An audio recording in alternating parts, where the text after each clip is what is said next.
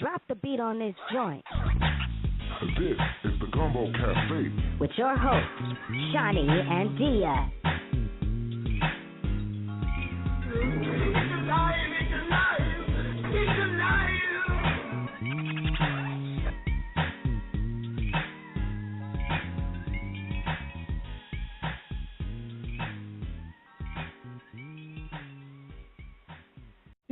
Oops, I had to come off mute. What's up, everybody?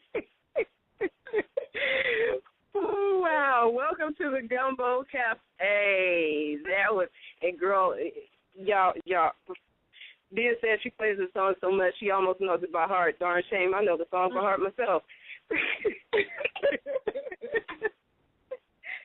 That was Breland Angel and Double Standard. The name of her album is called Dirty Little Secret. Check her out. She's from Baytown, Texas. You know, the perks of being a music journalist here in Texas is getting some music. Yes, we listen to everything here. And once I got it, I was like, here, Diyah, listen to this. Listen to this. Wow. But welcome to the Gumbo Cafe, 347-202-0388. How you doing over there, Diyah? You know you done got me on a mission, dang it. Oopsie. Because I'm saying trying to figure this out. I can't figure it out. I can't figure it out now before the end of the show. Hopefully I will before the end of the show. She'll figure it out before the end of the show. But what it is, just in case for you guys who do want to know what she's talking about, because you're like, what the hell did Shani send her on a mission on? Last night, I was sitting in the house and I was thinking, consume. And I was like, consume sounds a lot like consommate. And so I started looking it up. Y'all know she and I love etymology and looking up words and everything. So, that's one of those words. It's going to put you on a mission if you look it up and find the true meaning between those two words. It actually comes from camaraderie, which is a French word. Both of them come from that same word. So, and I know I chopped it up. But still, look up consume, consumer, and consummate.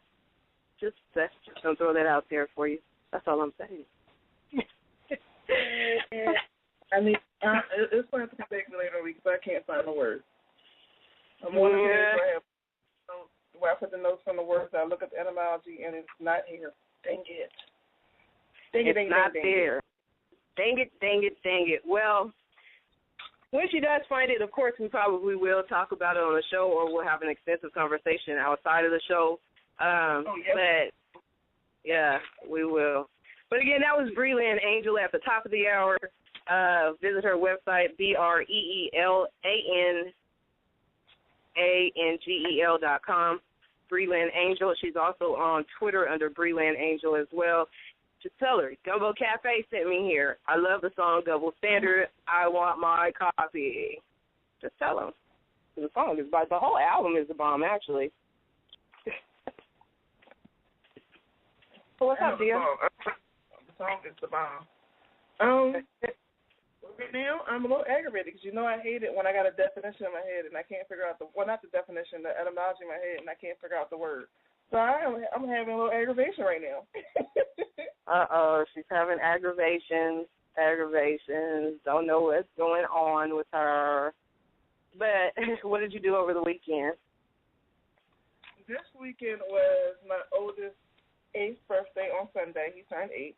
Yes. Leo. Yeah, so basically we had planned other stuff, but all he really wanted to do was go to the zoo and then go to the science museum. So that's what we did. We went to the zoo and science museum, and since we had extra money, we just took him to the restaurants he wanted to go to. And even though, don't get me wrong, Saturday wore us all out. They had a science fair there, and it was like a science health fair, and they was giving out food and selling some food, and all stuff was healthy. And there was so much information, so much people, and so many things. And it was a chiropractor there, another massage therapist there, and the boys got, a little bit of chiropractic, whatever the word's supposed to be on them, and they got a little bit of massage therapy because, they saw their dad doing it and they wanted it. And they were just so relaxed, and it was running out, and it was so freaking hot outside, and then running into the cold air. Girl, that Saturday wore me out, and I'm still recovering from Saturday. We went back Sunday. Saturday, of course, when we came home, we still didn't stop the party. We still did, our own little thing, face painting, and we took the bubbles, and we had the glow-in-the-dark sticks, so we cracked one in the bubbles, made the bubbles glow in the dark, so we were back outside in the dark, in the heat, with glow-in-the-dark bubbles. So by the time Sunday came, when he was like, he wanted to go back to the science museum, we was just like, thank you. Thank you. That's not there for it. That's less money. We already know the territory. We're good. And we were just so hot and tired, but we had a great weekend. We had a great weekend. The boys had a great weekend, and that's all I'm happy for. What did you do over the weekend? Awesomeness. You already know what I did, girl. I made videos. I make videos.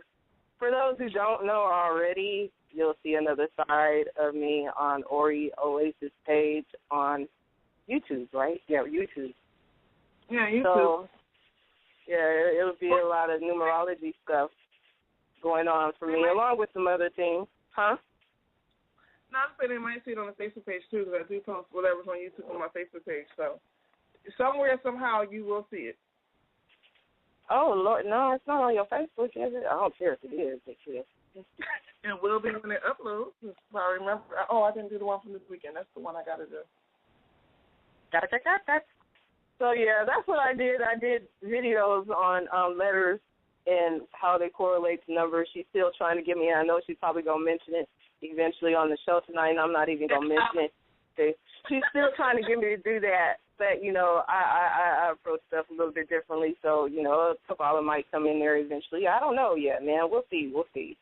I'm giving little hints right now. She a lie because she's already got little hints of Kabbalah in her videos, so that means she has to explain what the heck she's talking about. So she a lie. She's going to do Kabbalah videos. Yes, she is. Yes, she is. It's always a bigger picture. I have the bigger picture, but I have to start out small because, sometimes people run slow. And with this kind of stuff, I can't run it, too deep into it because it'll lose them in the beginning. So we want to make sure, I want to make sure that they get it the way that I got it. And it takes years. Actually, Kabbalah does take years. It doesn't just happen overnight. And I think that's what happens a lot of the time when people are studying, especially the craft. They want to come up with all these ideas and all these spells and candle burnings and stuff like that, and they don't take the time to study. You know what I'm saying? They just want to say that this is what they do, and they're not studying everything about it. Huh? Now, I know exactly what you're saying. I'm not against people, saying, well, this is what I want to do, this is how I feel, this is how I'm going to do it. I'm not against that, your will, your way. But I will say that when you learn the history of stuff or where it comes from and what the symbolism means and what it truly stands for, it enhances your practice. It doesn't take away from. It doesn't discourage if you keep going. A key word, it doesn't discourage if you keep going. It enhances because then you start to understand that, no matter what you're doing, it's all your mindset, and all these things are symbolism of your mindset, which basically unlocks something in you that you may have a little bit of trouble unlocking just through visualization, to unlock something in you that says it's okay to think a new thought. That's basically all it does. It says it's okay to think and act on a new thought. So I'm not against it, but I know in studying, it gives you more information, and it gives you more. And studying also gives you more options. If you don't have this, you can use this. If you don't have that, you can use that. If you don't have that, you can use that. If you don't know what this is, you know how to determine its properties because you study the seasons, the times, the places, the terrain, the whatever. You study this, so you know that you properties on it, and you know how to use it, especially when you move from one place to another place and you're in a whole new area, and people may not speak either the slang that you speak or the language that you speak. So, you can determine things on your own, and it studying, it just enhances all that. And enhances your mindset. And we all know everything is all about the mind. So once you expand your mind, you expand your world. Exactly. And it's all about, like she's saying, expanding. It starts from some sort of foundation. And, say, for instance, and Diyah always cracks up when I mention Christianity, that proverbial cover that I wear. But, for somebody who came up from a Christian background, they'll be able to understand and enhance what they already know. It's just the second step or the next level in adding to, not taking away from, but adding to what is already there. And I don't know when you're going to put that one video up there. We hadn't even talked about it, but you'll find out. I'm holding it. I'm holding it as like a secret weapon. I saw it, and I was like, you know what? That'll work perfectly just in case. So I'm holding off on that for a little while. But it's going to be used. I'm waiting to use it at the right moment. It don't seem like you shot too fast too soon. I didn't shoot too fast too soon. But anyway, one of the videos that I did, and I'm not even going to talk about that video. I'm going to talk about another one. But the letter J, for instance, the letter J is under the number 1 in numerology. Now, when you see the letter J, what does it look like? It looks like a fish hook. And the first thing Diyah said to me is like, Jesus. And I was like, yes. She was like, but you didn't say his name. And I was like, yes, I did. I said, Jesus in Spanish. What is?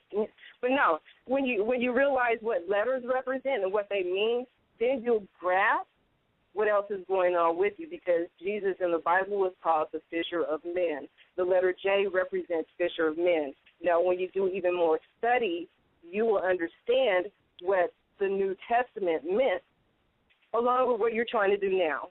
So don't discredit anything that you've learned and say that, oh, somebody else created, oh, this is a white man, or this is a black man, or this is for my people, whatever. Start studying more. Read some books, because I pulled out some books I know Diyah didn't even know I had, and I still got more. But I pulled out some books. I can honestly say that 2 of them I knew you had.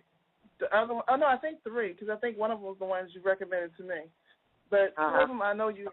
2 of them I knew you had. The rest of them I was like, she plays too much. Exactly. That's why I say I don't tell everybody everything I do, but you'll see snippets of what I do. But once you understand what your foundation is, all this other stuff will make sense. So when you have an opportunity to visit Ori's Oasis YouTube channel, also visit orisoasis.com. Because there are going to be a lot of things that not just I am bringing to the table, not just Diyah is bringing to the table, but she's bringing in some more people so that it can be an oasis, a spiritual awakening for those who want to enhance where they are now. And it's not chastising any kind of faith, religion, or ideology or any of that. You guys just stay tuned to it, and you'll learn a whole lot more than, you'll just learn. That's all I'm saying. And it's orisoasis.com, ORISOASIS.com. Go ahead. What was you going to say, boo? No problem. Go ahead. But since you brought it up, my thing is that I'm tired of everybody saying, do this, do this, do this, do this. Now, if you're in a current spiritual path, then I suggest you do it the way your spiritual path says, because you took that spiritual contract. And spiritual contracts are very important.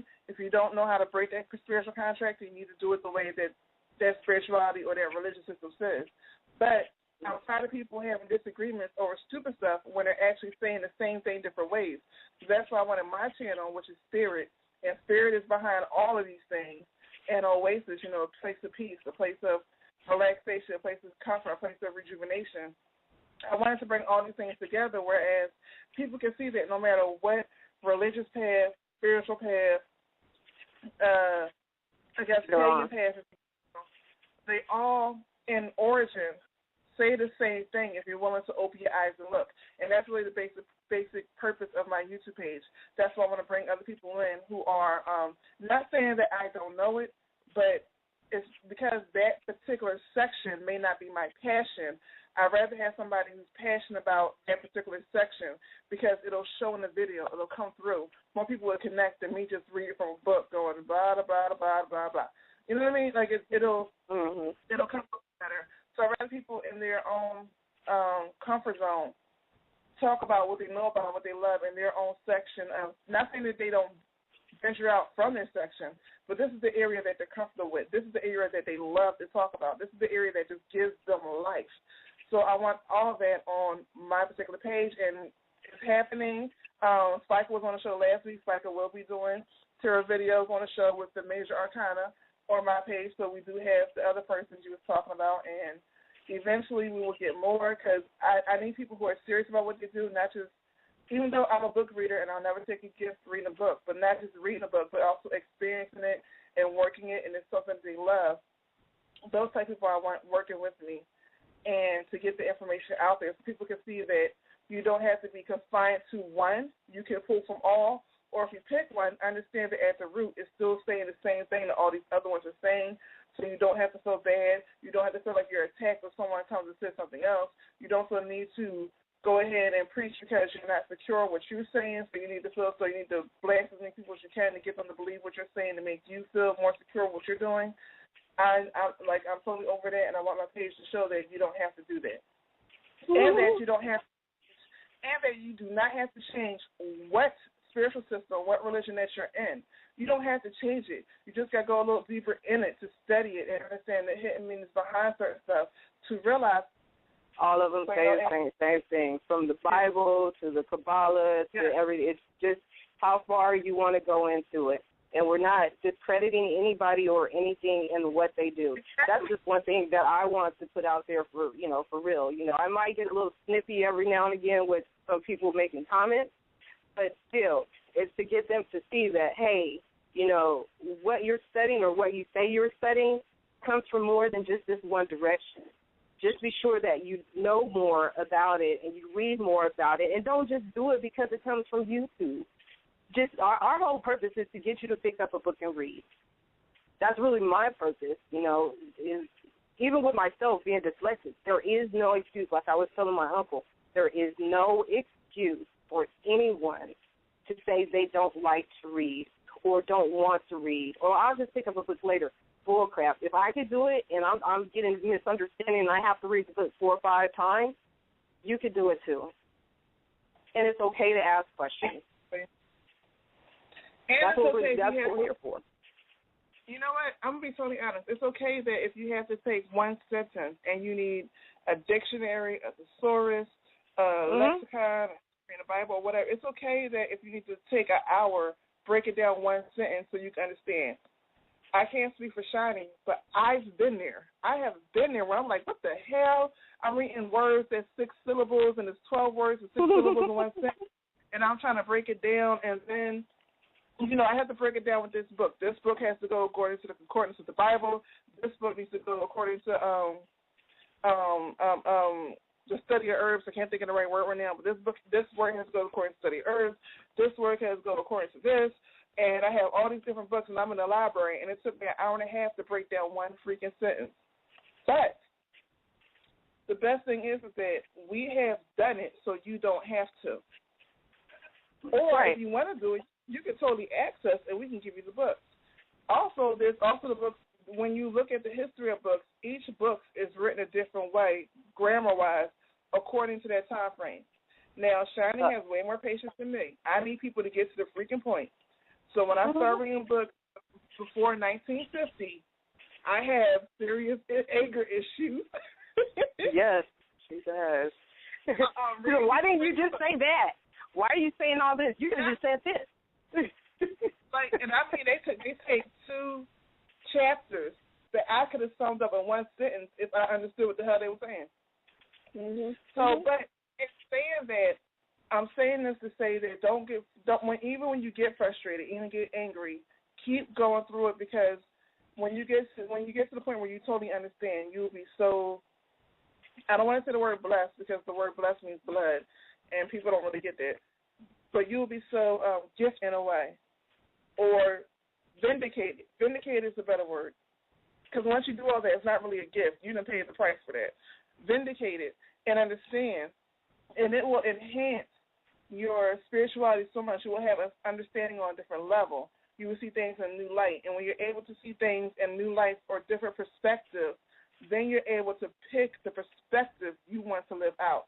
And that's what makes you start creating your own life. I'm not going to get too deep, because that's actually going to be in one of my teachings that I'm actually having an event for in September, which is actually part of an event that I'm doing to raise money for Shani Nose, for my cousin, so she can have the in vitro, for she and her husband can have the in vitro fertilization that they want. I'm getting that all together now, and it will be a huge event, and there will be readings and stuff leading up to the event, and then also at a certain point, of course, it's going to cost more for the actual event. But So I don't want to go too much into that now. But when you do all that, you know, it's a lot of people. We have microwave brains, so we don't see the popcorn. Basically, we see the microwave and we see the corn and we see the butter somewhere across the room. But we don't see how if we take that time and instead of putting it in a microwave, which makes the food get cold fast, hope you don't miss that, put it all together, put it on the stove, and let it slow cook and let it slow murmur, we appreciate it more. We take our time and eat it slowly, you know, and we savor the flavor, and we get it better. It lasts longer in our system. We remember it more. So, and saying did you say again, popcorn in the microwave, though? That's still taking too short of a time. See how you said, why didn't you say Mr. Pop that you put on top of the stove and shake it up? Anyway, go ahead. That's what I'm talking about. Exactly what I'm talking about. That's why you put popcorn in the microwave is different than when you put popcorn on the stove. That's what I was saying. Oh, okay. Microwave age where everybody just pops popcorn in the microwave. But instead of Jiffy Pop. Jiffy Pop. Instead of taking the time to put in the stove, Jiffy Pop with the J. Dang it, you just had the perfect word. You know what? I'm gonna just shut it down because I know y'all get what I'm talking about. And if you want to go back into the letter J, hey, do you? I'm not even gonna go into letter J. If they want to find out, they just gotta stay tuned to your channel, which is Ori's Oasis on YouTube, huh? I love it. That's all I'm saying. But the number here is 347-202-0388, and I know because I saw somebody calling from Philly where it's chilly, and they probably still wait for us to talk about double standards. You know, that's nothing but a man. I knew who it was, but waiting for us. Huh? I'm just saying, oh my goodness, you would think they would know us by now. You would think they would know us by now. But go ahead. Oh, yeah. They don't know us by now. But, yeah, we were talking about that first because somebody needed to hear it and to understand exactly where we come from. You know, a lot of people say, you guys don't talk about spirituality on the show. We do, but it's a wider spectrum, and if you listen from beginning to ending, you'll get it. Eventually, Diyah will possibly have her own show where she could do it, you know, straight to the point. Like, this is it, and you guys get that from her as well. So, you know, I'm still trying to convince her myself to have her own show. Yeah, and like I want you to understand, we do talk about spirituality on the show, but we do it more cryptic as opposed to in depth. And even with that, we still went more in depth than what we normally do. So we do talk about it on the show. And if you follow my channel, if you follow Shani's channel, if you follow the Gumbo Cafe YouTube channels, because even on the Gumbo Cafe YouTube channels, we post a little bit more than what we'll do on the show. You will get what we're talking about. Mm-hmm. Just saying, we have more platforms than just this platform. While we love the platform, we love Blog Talk Radio, because we have other platforms, we put more meat as far as spirituality on other platforms to obviously it's advertising, to pull you in to these other channels to watch that and to get more meat out of that. Even after the show, for those who don't know, the Gumbo Cafe has its own YouTube page. So even after the show, we'll sit there and we'll think about the topics and we'll go more in depth on our thoughts, or maybe be our thoughts, maybe be ranting, or maybe education, whatever.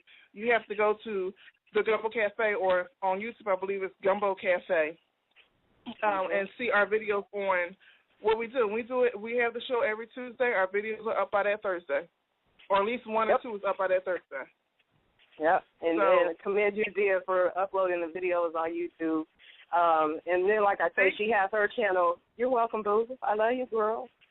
She has her channel, Ori's Oasis, and then I have mine on YouTube, which is Shani Fenderson. I do a lot of talking about females, relationships, business. Right now, I'm really focused on business. You know, a lot of folks are like, hey, Shani, what do you know about business? I'm going to tell you something real quick for those who have not listened to previous shows.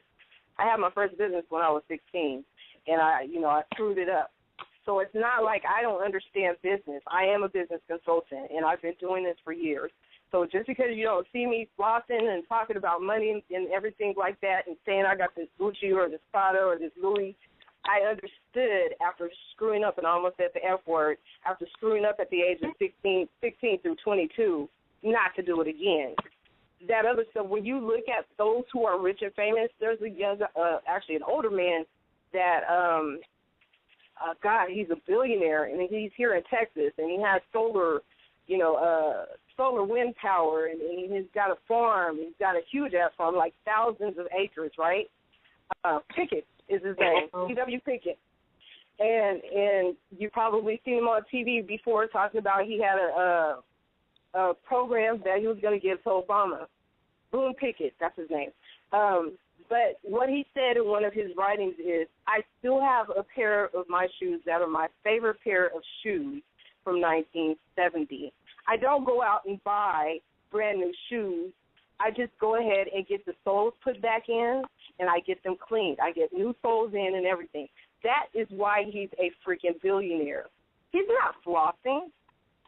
Most billionaires are driving hoopies.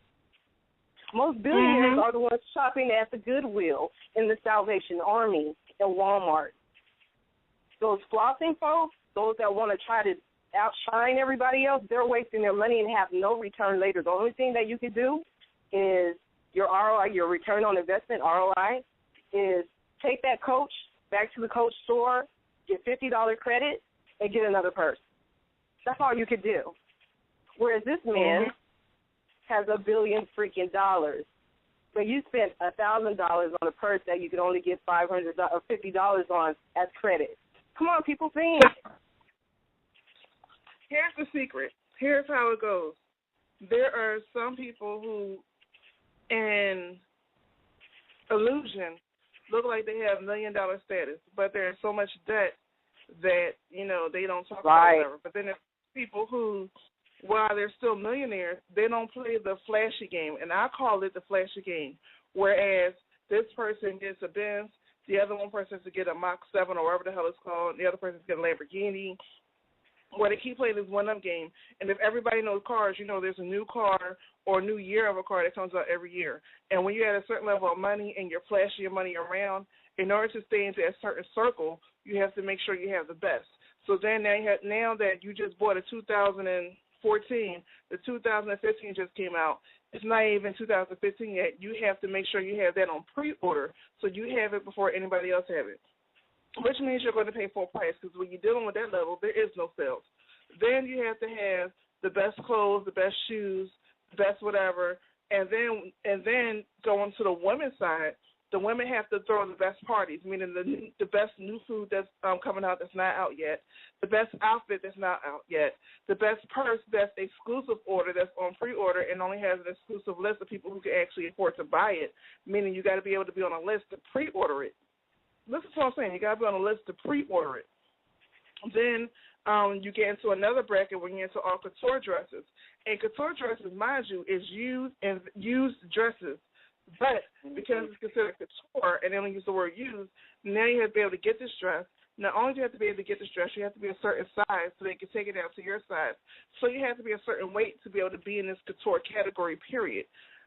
All that costs money. The people who truly have money, who don't care about that area, they will drive that 1978 Toyota Corolla. They will wear those sneakers from Walmart that's been leaning to the side since 1983. They will have no glasses with the tape in the middle because it broke, and no tape on the edge on the arms to take that up because it's broke. And while they won't live in certain neighborhoods, they'll live in like a medium neighborhood, and, their house may be a little bit run down, but they fix up what they need to live in there. And they'll have a little garden out back, and they'll just seem like they're naturalists, and you'll never know they're millionaires until they pass away. Why? Because they know what to invest in. They know that fashion changes every year. Well, if fashion changes every year, that means as soon as you buy something, it's not an investment, it's a debt. So you might as well save that money. As soon as you buy, anybody who buys a car knows that as soon as that car comes off the lot, it already depreciated by 50%, period. So they know not to invest in that. They know how to, I'm not going to talk about insurance, but they know how to work with insurance companies and stuff like that. They know how to cut their own hair. They know how to sew their own clothes. They know instead of going to get Polo, they'll go to Walmart. Even though Polo may be a little better material, if they go to Walmart and get a better brand of a Walmart brand, it'll still last as long as a Polo shirt. Surely will. I'm going to tell you something else, too. tell you, and I think I said this on one of the shows, for those people who think that people in Hollywood buy the stuff they get, first thing, they lease the stuff they get. The other thing is called branding, so the designer will give them the pieces to wear. So, yeah, they're not spending money like you think they're spending money. So for all those who are caught up as a consumer, again, this word, it just came up again, ask yourself, what are you married to? What are you consummating? This is why I have to look up the word, girl, I'm telling you. What are you married to, and why are you married to it? And why did you sacrifice yourself for those items that don't have any type of return on it? Because what is it we do most times? We'll wear an outfit one time, it sits in the closet, or sometimes we don't even wear it at all. It still has a tag on it, and then later on in the year, around Christmas time, when you have the spirit of giving, you decide to donate them. Now, really, was that $500 dress worth it? Think about it, people. Anyway, 347-202-0388, and those are the things you guys will be seeing on my channel on YouTube and also on Google+. Google+, if you're not utilizing it, y'all are slipping. Dang, y'all are slipping. And you also see it on my channel with her words, and anybody who already watches my YouTube channel knows that I break down words, at least one word a week, or one word every 2 weeks. I will break down that word and tell you not what the dictionary means, because when you study words, you understand that dictionary and also grammar, we got to put grammar in there, and how the English language is used goes according to the time or according to the slang of that era. Mm-hmm. So that's I'm glad you said slang, because it's more slang that we're speaking than anything. It's more slang. That's why you see in dictionaries and other things you'll have 3 and 4 different definitions for one word, because it's according to the era in which it was used, which is the slang of that era. But when you go into the etymology, it'll take you back to when that word was started, where that word came from, and what the actual meaning from the origin of that word means. And most of the time, it is totally opposite of what you think it means. Totally opposite. Just like lady. Yeah. Yes, just like lady. And when you start understanding vibrations, again, back into spirituality, but not for too long, when you start understanding vibration and energy, you understand that the origin of that energy, no matter what energy lays on top of it, it's just like for ladies, understand, just like putting on makeup. No matter what base you put on your eyelid, or what type on the eyelid, or what color you put on your eyelid is still underneath all that color, all that base, all that glitter, or whatever. Your eyelid is still there. No matter what type of liquid foundation or concealer you put on your face is still the same. That's what she's saying to you. Exactly. Your skin, your face, your bloodline, everything is still underneath all that. And when you speak in terms of words, think about that. That foundation, your natural skin or that natural energy of what the word actually means is still there, no matter how you try to change it, or because makeup is part of illusion. I'm not against the illusion of makeup. I'm totally not. I use it all the time. But no matter what illusion you put over top of it, no matter what illusion you put on top of it, the foundation or the origin is still there. So that means that energy is still there. So that means no matter what you try to put on top of it, that original energy will always still be there, and that original energy will always be the foundation of where it came from. And what will be there after everything is said and done will be the last energy that will be there that will last with you the longest. Mm-hmm. Which is why I'm thankful that I'm doing the letters, because, you know, when I started studying some more again, I was like, oh, yeah, that makes sense. Just the letters itself, it totally makes sense. If your name starts with a J, you know, you have a rocky foundation. You know, they're the letter B. Those type of people are a little bit sneaky. You know, Becky, Bobby Brown. What was it I did the other night? Did that one upload? K, the letter K. They're either materialistic, highly materialistic, or highly spiritual, but they have the ability to gravitate or have people gravitate towards them, Kim and Kanye. Everything, like I said, material. They base their things on material, but still. Everything that is named has a purpose and a foundation behind it. That's the whole point. I honestly think Kim and Kanye balance each other out. That's a whole nother story.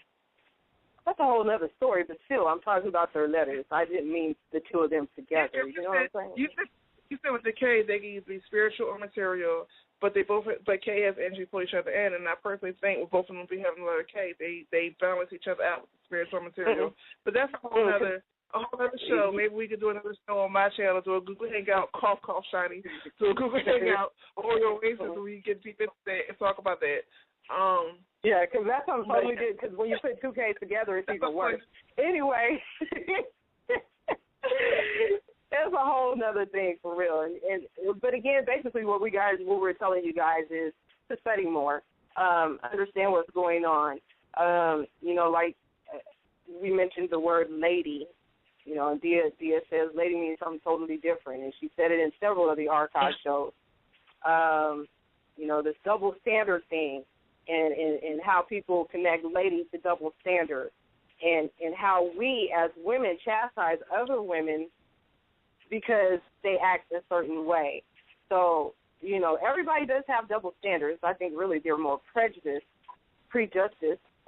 following their own justice and not what other people do. Anyway, there is a double standard between men and women. So with that being said, we're going to go a segue into the second half. So. Okay. We are over. Right. Yeah, we're not doing overtime tonight. Hope it's out. But we are going to talk about double standard. There go that coyote again. 347-202-0388 is the number. But I was listening to Amy Winehouse today, and I remembered the F Me song. So we're going to go ahead and play that and then get into the meat of it so that, we can get out of here early tonight. So go ahead and hit us with the second half real quick, Diyah. Hey! Tune in every Tuesday at 11 p.m. Eastern Time to the Gumbo Cafe with your hosts, Shani and Diyah on Blog Talk Radio.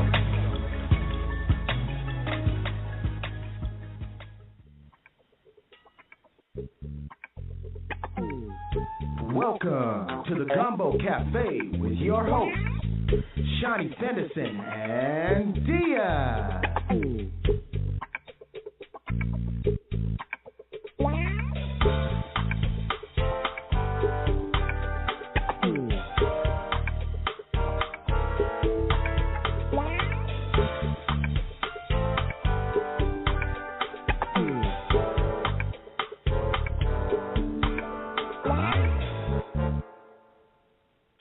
What's up, everybody? Welcome back to the Gumbo Cafe, 347-202-0388. And there's a lot of guests going in and out of the chat room because they are so waiting. They are so waiting for us to talk about double standards and call us feminists and nigga and black whores and everything. I know they're waiting. And apparently if I say it, it doesn't bother me any. So you can call in and say it if you want to, and I'll just be like, yeah, you're right, I am a nigga whore. Hey, if that's what you want to believe, then that's what you want to believe. But anyway, 347-202-0388 is the call-in number. There's going to be some people. I know they were waiting for this half. Double standards. But before we went to the break, what was it you were going to say, Diyah? I forgot. I told you to write it down, man. Yeah, you did. And then I saw cheese in the refrigerator, and I figured, hey, let me get a slice, because I just totally forgot. Bless her heart. Okay, so do you see that females and males have? Do you see females have to live up to double standards? Yeah, I see double standards. Go ahead. What was you going to ask? No, I was going to say, do you think it's a detriment for women? I think it is a detriment to all the women who buy into the double standard and think that that's the only way of life. I think it's a detriment to women who go into certain religious beliefs and think that they have to be one way, even though everything in their mind, body, and soul is told to be another way. So, yeah, I think the double standard is a detriment to women, depending on that woman's mindset.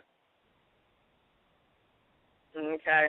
Now, what about when men say that, they were born to have sex so they can do it, but women can't do it? I want to know who the hell they having sex with.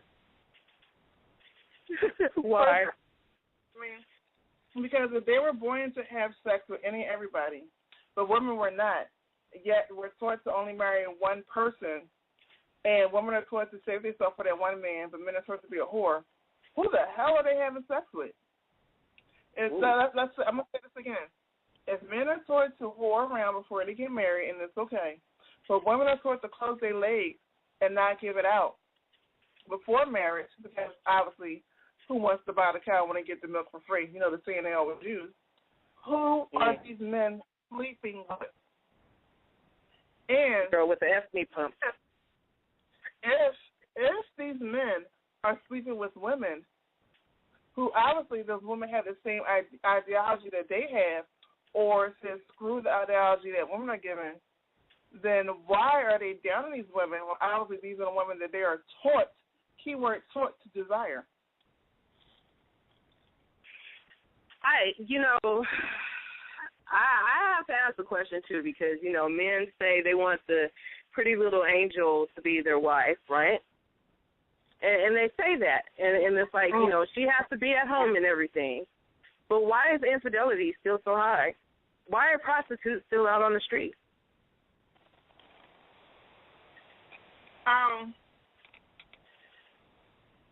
Don't even go spiritual. Let's just go surface. Common sense says that let's go common sense. Common sense from a woman's viewpoint of marriage. I give up my dreams of wanting to be a doctor, teacher, lawyer, whatever, because the woman's supposed to stay home after she has kids. So I give up all the streets and I marry this man. Now, I married this man because I'm sold the Cinderella dream where he's supposed to provide for me, and at him providing for me, he's also be able to be there for me whenever I need him. Mm-hmm. So, reality hits. In order for him to provide you, means he cannot be there every time you emotionally need him. Reality hits. If he's going to provide for you the way that you financially, that means he has to be in other cities or states, and once you have children, you cannot always travel with him. Or once he has certain associates, it doesn't look right for him to be bringing his wife and everybody else is bringing their mistress. So he's automatically put in a different environment. Now, in this different environment, some may stay faithful, some won't. For ones that won't, they're going to have other women. And now, you're put in a position where you're told that the man's supposed to be faithful, to love you, blah, blah, blah. But then again, because you have not honed your skills on how to survive without him, you're put in a compromised position where you have to compromise your morals and your standards just to keep your lifestyle. And it gets harder with each kid that's involved. So, as far as women, men, and I'm not going to speak from men's point of view, but men have their own things they deal with, and I will say that. But just from one standpoint, that's a lot. That's a lot to deal with, and that's a very double standard, because the woman's expected to be home and be the housewife, while the man can basically go do what the hell he wants because he's expected to make money. And we know with money deals, there's certain things that's expected to go down, like taking the person who you're taking the money deal to a strip club, show them a good time outside, show them a good time in the state that they're in, to get them emotionally connected to your business, and then they'll sign a deal. Because for most people who don't know, you can have the best too far. No. I'm saying for the most people who don't know, you can have the best presentation in the world, but unless you have that emotional connection with that person, let's say, or as we say in the hood, let's say feeling you, ain't jack going down. So. No, but my question is, though, if guys say that they were born to have sex all the time, apparently, because this is what we've been hearing the last couple of weeks, and you said, no, I give men more credit. But when we hear men saying that, no, that's what we were born to do, so that basically gives them the right to go out there and sleep with prostitutes. That gives them the right to have outside marital affairs. But the wife, the good lady, has to sit at home. Here's the thing. No man says I'm born to be a whore. I've never met a man who said that. But I have met many men who have been taught to say they are born to be a whore. And it's a big difference because you could teach or train somebody to be anything because all it is memorization. And memorization. No, they say they're born that way. You heard it last week, Diyah. Again, like I'm saying, listen to what I'm saying. No man naturally says, I'm born to be a whore. But men do say, I'm born to be a whore through training.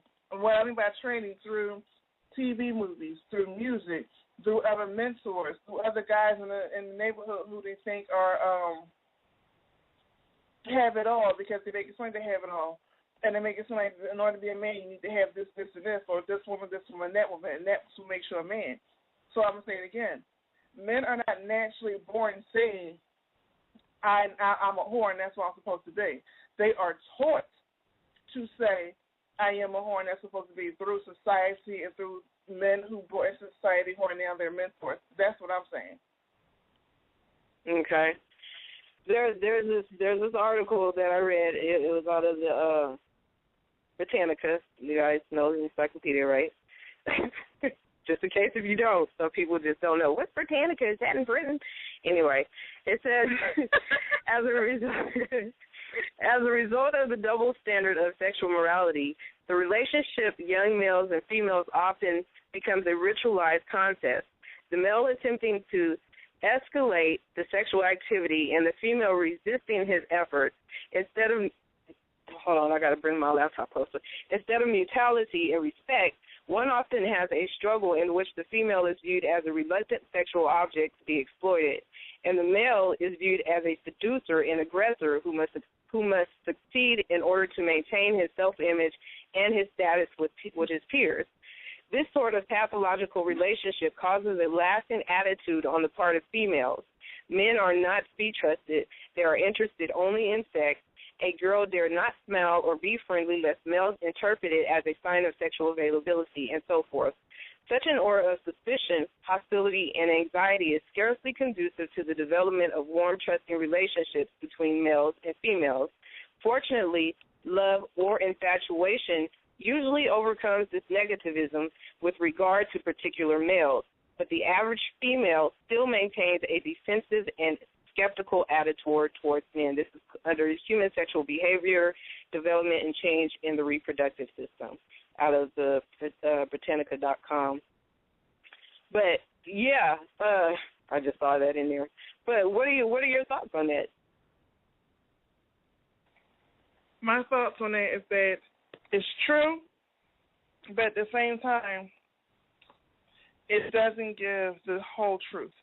Like, it's very true as opposed to once they get to puberty and all that, but when we start looking at cartoons for children, not necessarily today's cartoons, but when me and you was growing up, there was very distinct cartoons between what a girl should watch, what a boy should watch. And in those cartoons, what a girl should be doing and what a boy should be doing.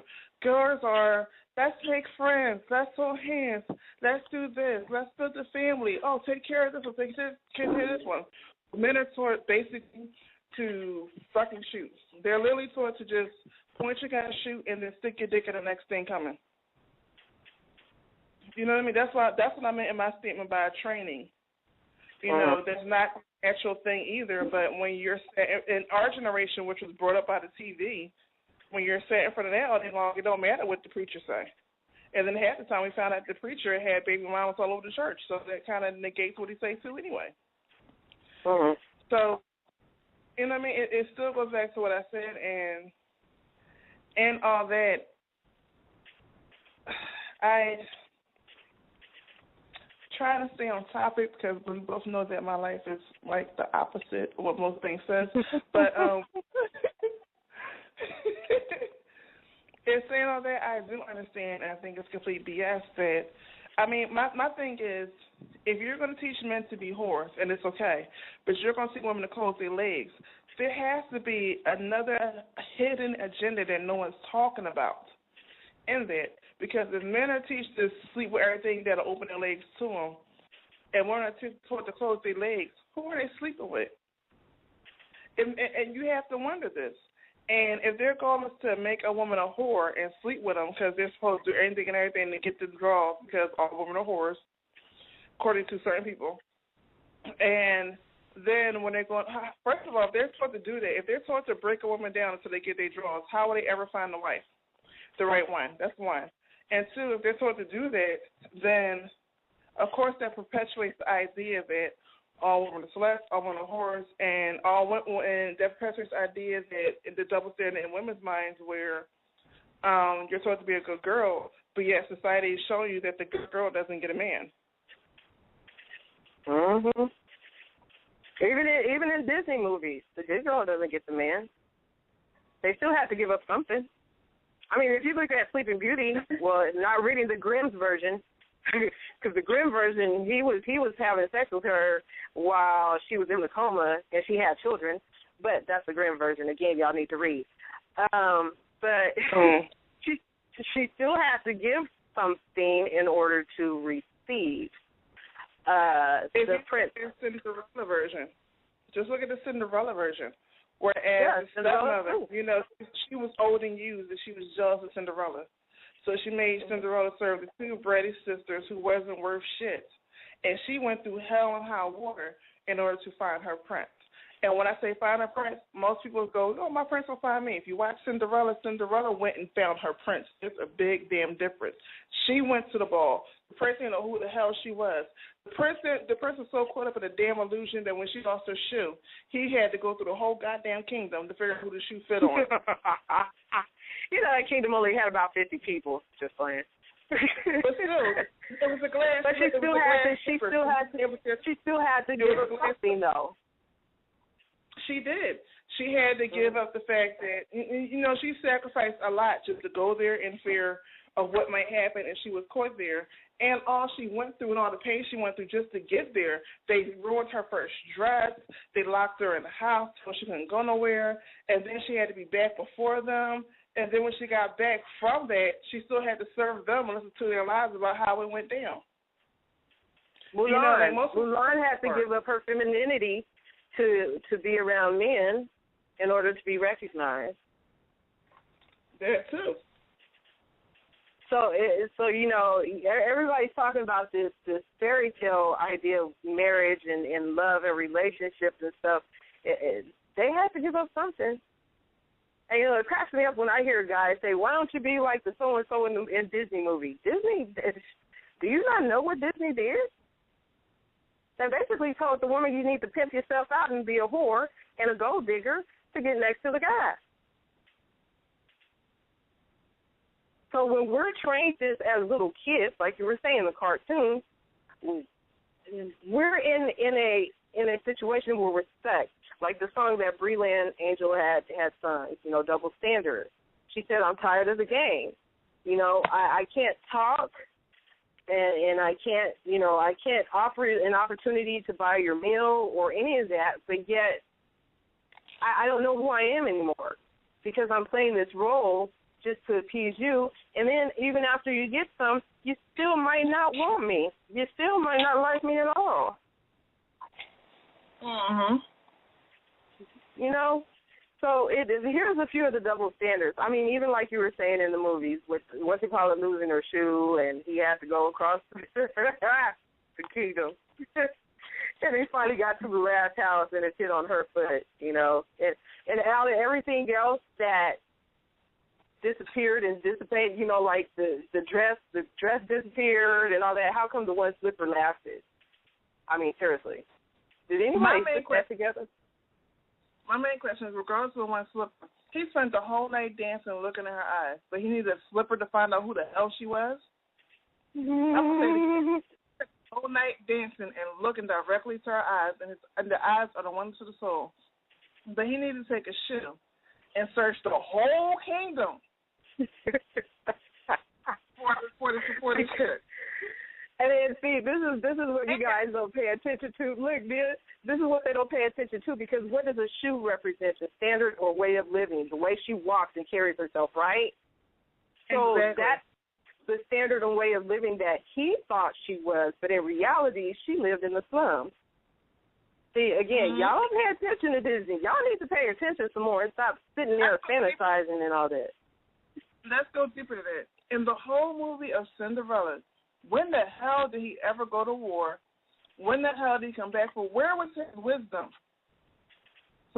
In the whole Apparently he movie, didn't have none. Because he was looking all across the kingdom for somebody in his shoes that was a size 6. If you saw the Disney version, if you saw the cartoon Disney version, then you saw the comedic dad. If you saw the Disney version with Whitney Houston, then you saw the mother telling the dad to shut the hell up and do what she wanted to do and all this other stuff. But neither one of them ever seen war. Neither one of them ever seen life, and neither one of them, even though they looked in the eyes of Cinderella, recognized her behind. They had to take a shoe. Now, any man that I've ever met who was truly in love, when he looked in her eyes, he knew that was it. And he didn't need some damn funky shoe to go search the world to find her. He knew from the eyes, no matter what makeup she had on, no matter what weave she was wearing, he knew the next time he saw her, he knew who she was, regardless of what was on her, because of the eyes. But this asshole had to go buy a shoe. And then he's so freaking dumb, he didn't even measure the shoe size to tell anybody who's below the shoe size or above the shoe size do not apply. You see the whole video of people's feet all scrunched up and bent up like they ballerinas, but we're not trying to break a new stand. And you saw people who are this size 12 trying to fit in this shoe, all different. If you go to the black version, which is the non-cartoon version, you see all these different type of retarded-ass stockings, even though when she went, you see her daggone toes. You know, like he didn't have no discrepancy. He would say, you know what, you have corns, you have a bunion. She didn't have bunions. He didn't even recognize her actual feet to know who the hell she was. And everybody tried this shit on. And then when he gets to her house, now if you know energy, then you know that energy pulls you somewhere. He doesn't even recognize energy so much that when he gets to the house where her energy is the majority in, because she's going cooking and cleaning and all that stuff, putting her prayers into, that she allows the other dumb behind sisters, one foot's too big, the other foot's too fat, and then, depending on which version you watch, allows the retarded old behind mother to try on the shoe. But yeah, this is the double standard. This is the type of dude we should say, let's go for it. He's the one we want because he got a little bit of change. When in actuality, he didn't have a little bit of change yet because his father was still alive. He was still the prince. He wasn't even the king. His dad was still alive. She done took it to a whole nother side. This Helma right here, boy, I love her. And she owned it, too. She done pulled up the Whitney version with Brandy playing it. And she got something to bid against Cinderella. That's all I'm saying. No, I love Cinderella. Honestly, my two most favorite ones obviously are The Lion King with Nala and Mulan. Those are my two most favorite ones. Even then, don't get me started because I will talk about my issues with those. I love Disney. I truly do. Because Disney. I love Disney too, but it's still, it's not like the fantasy that we think it is. You know what I'm saying? Exactly. Yeah. She went to the double standard on men. But look, here's some of the double standards. I'm going to read some of them for the men, I guess. But I'm going to start out first with what some of the men say about women. I got to bring her back. Lord, she on the sweaty-ass suit. Kiddo said we messing up his childhood. Sorry, boo. No dude ever looked out a red bottom shoe. That's all I'm saying. 347-202-0388 is the number. You guys got a little bit of time to call in, like 54 minutes or 50 minutes, because we leaving at the top of the hour. But this is what some of the guys, or one guy said. He did the survey, and it came out on the Huffington Post, and it came out on Huffington Post, but he would say one of the double standards is having too many sexual partners. While no one's number should matter, the sexual double standard is alive and well. Men who sleep around are studs, but women who do the same thing are sluts. What's more, a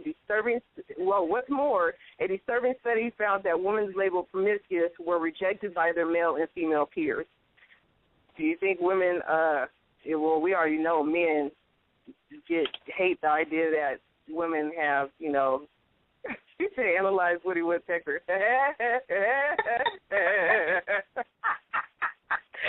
But do you think sexual... Woody Woodpecker used his little pecker so much that as you saw, it was a little distant. It broke. Okay, that's all I'm saying with Woody Woodpecker. Go ahead, Shani. Girl, see, we can't analyze Woody Woodpecker, but we won't. So what do you think about the sexual part for women? It is a huge double standard. And this is where I go into my thing where I don't understand where women allow men to define them. Because the only reason why it's a double standard is because you allow a man to define who you are.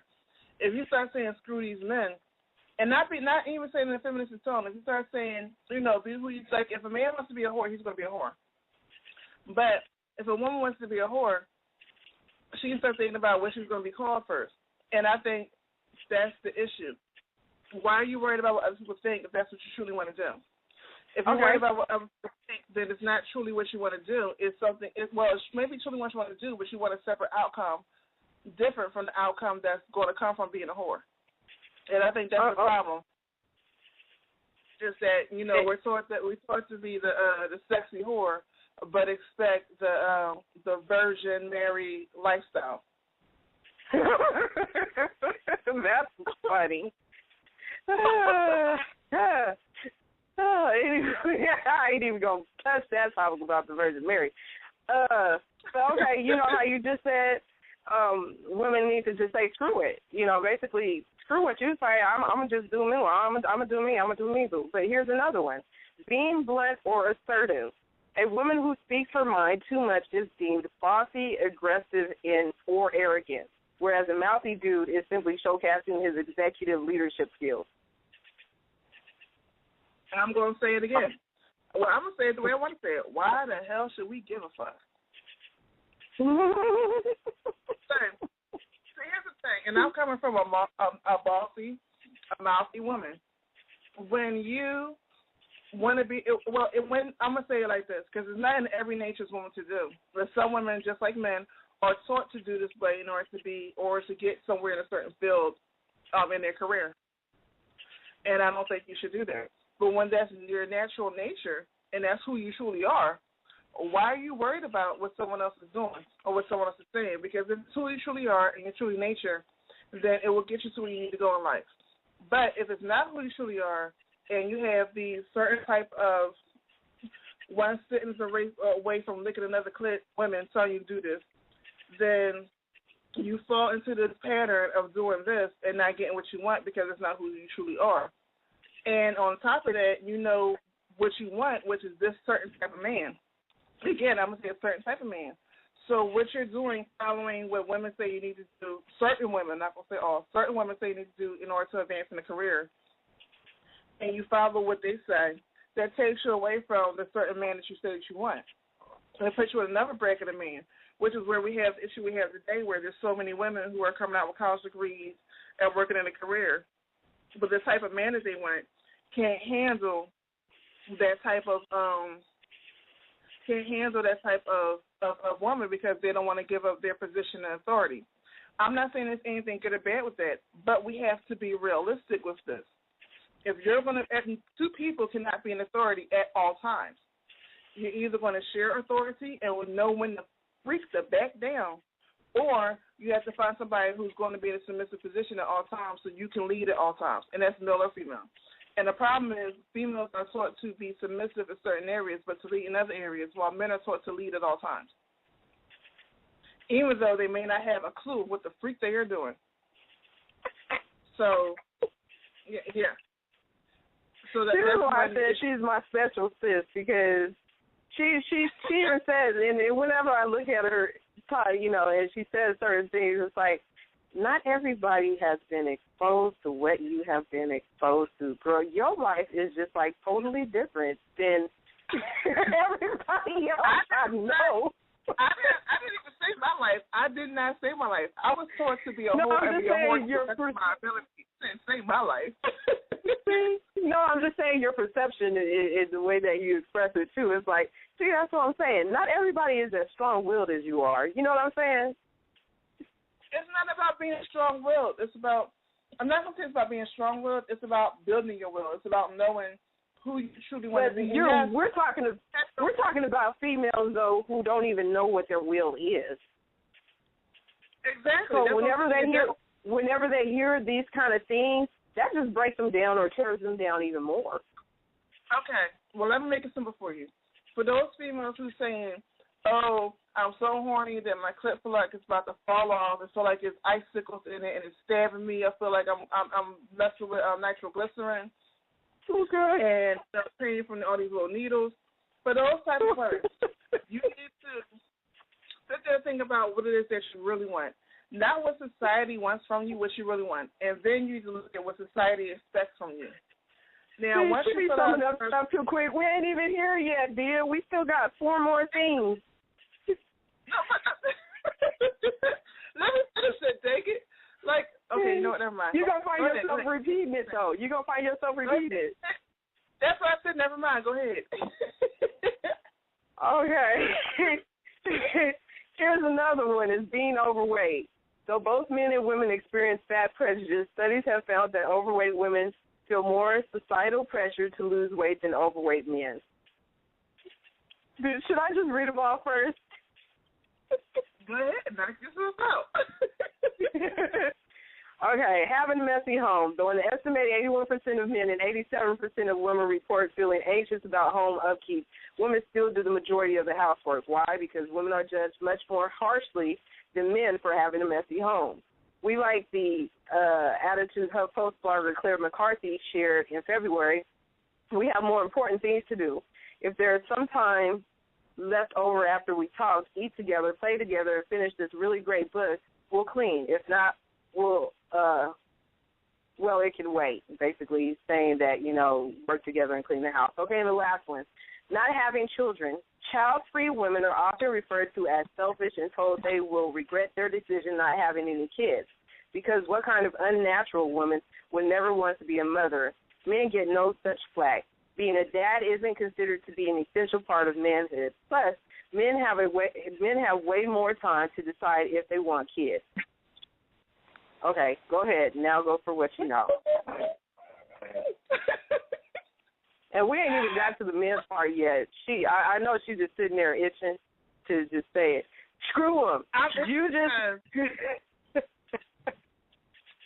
I'm itching because I'm seriously sick and tired of people thinking that just because you're a woman, you're a woman, you're supposed to want a child. And I'll be totally honest. While I love my children, I never wanted any, ever. Our children was a negotiation during our marital counseling. And when I say it was negotiated, we negotiated the children in our marriage counseling. And even in saying that, I never expected to really be able to have any. To be totally honest. So I was like, yes, all right, I'll agree to this. Because I had a 15% chance of getting pregnant, and I had a 25% chance of getting pregnant. And out of that 25% chance, I had a 15% chance of carrying the kids the full term. So I was like, sure, I'll agree to that shit. It ain't happening. So, you know what I mean? So I could speak for women. Not every woman wants a child, and she should not be made less of a woman because she doesn't want a child. And when you start studying ancient tribes, I don't care what race, you have warrior women in every single race and every single tribe who sole purpose was not really to have a child. If she did have a child, she left that child to go to war. And when you look at it that way, then you realize every woman is not meant to be a child. And when you look at all the mothers today, not every woman has a maternal instinct. Just because you can pop out a baby doesn't mean you're meant to be a freaking mom.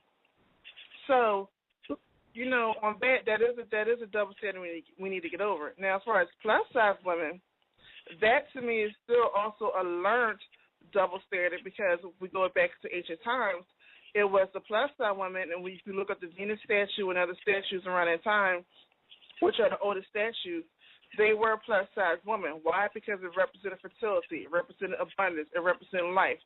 Any woman of that size, any woman of that size that had the big hips, was meant to say, okay, first of all, we all know that most people don't trust a skinny cook. Why? Because a skinny cook obviously doesn't freaking eat. At least that's the idea. I'm not saying that they all don't, but that's the idea. When you see Gianna, what's her name, and the Italian lady on Food Network, I seriously don't think she eats her food. But anyway, go ahead.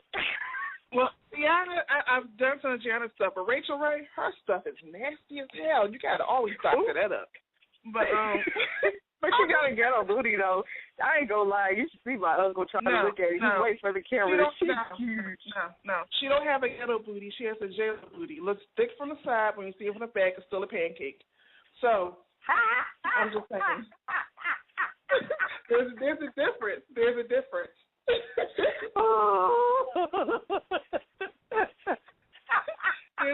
There's a big difference. I'm just saying. But but yeah, you're saying that bigger women, yeah. Bigger women, all through the ages, bigger women were considered a symbol of abundance. They knew how to cook. They knew how to feed their family. They obviously had hips that were wide enough that they could push out a baby without dying or having issues or all this other stuff. So big women were considered a symbol of abundance. But nowadays, because without going too far into racism, certain cultures do not look the same as they get bigger. So it came to stand, and then other cultures who they wanted to shut down, who because they were bigger, they were more respected. And let's be honest, any woman who looks like Medea, ain't nobody trying to mess with her. So they had to clown her. I'm just being honest. So they had to clown her and shut her down, and try to take her power from her energy-wise because they couldn't take it physically.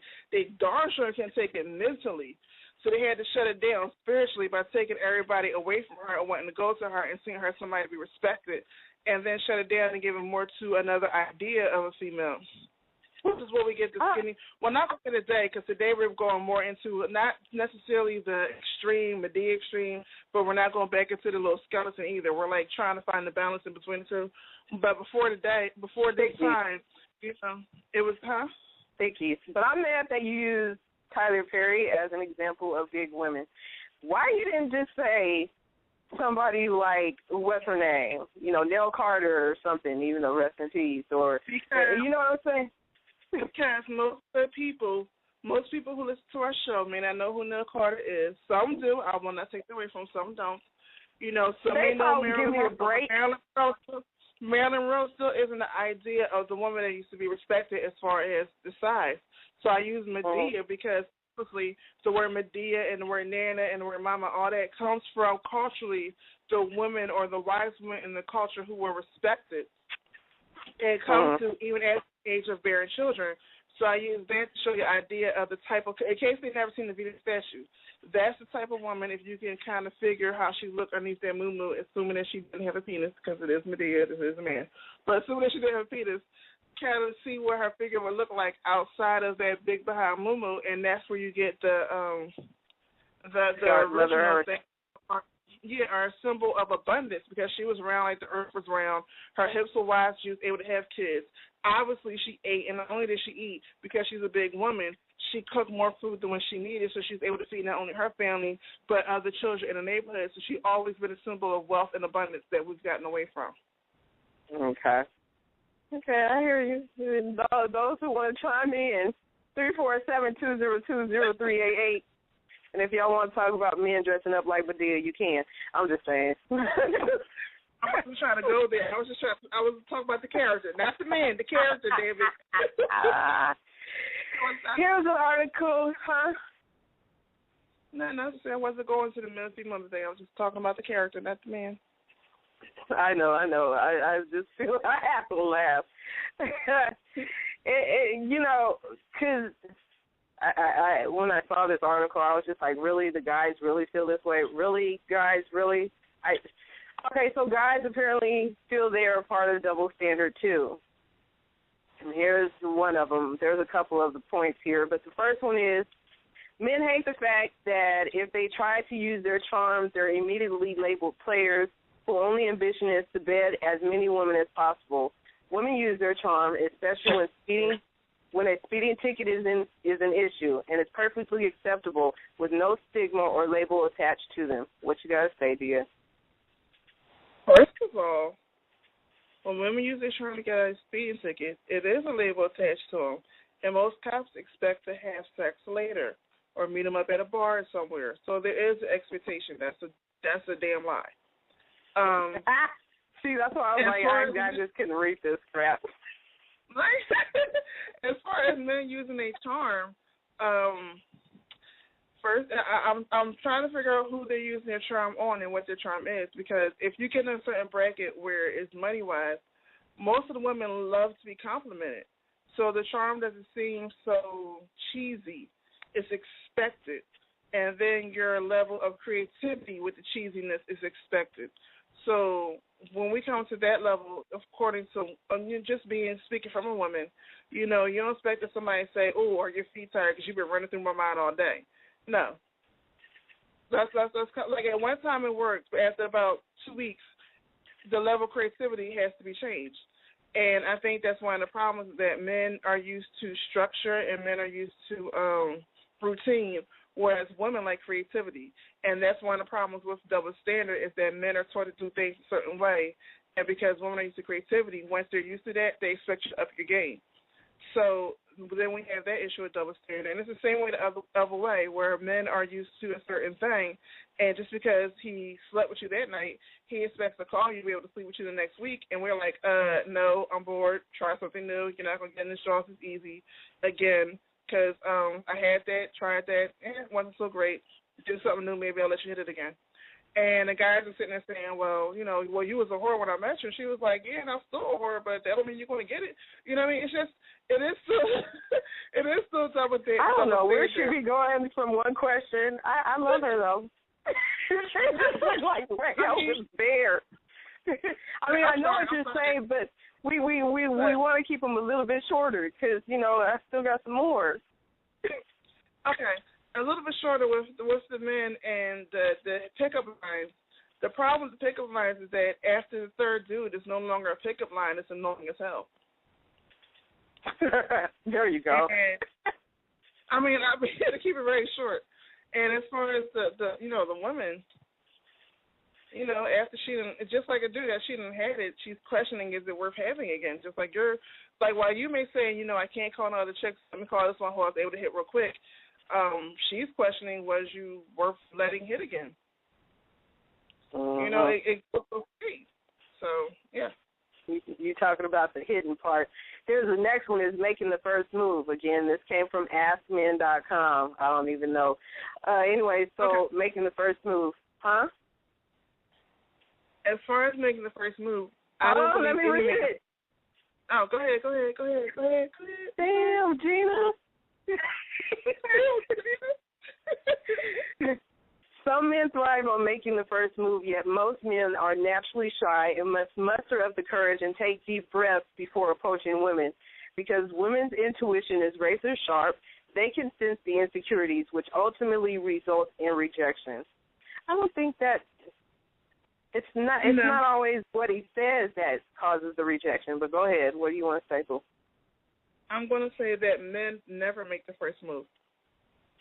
I'm going to go ahead and say that men never make the first move. What gives a man confidence to come to a woman is the way that she looks at him up and down.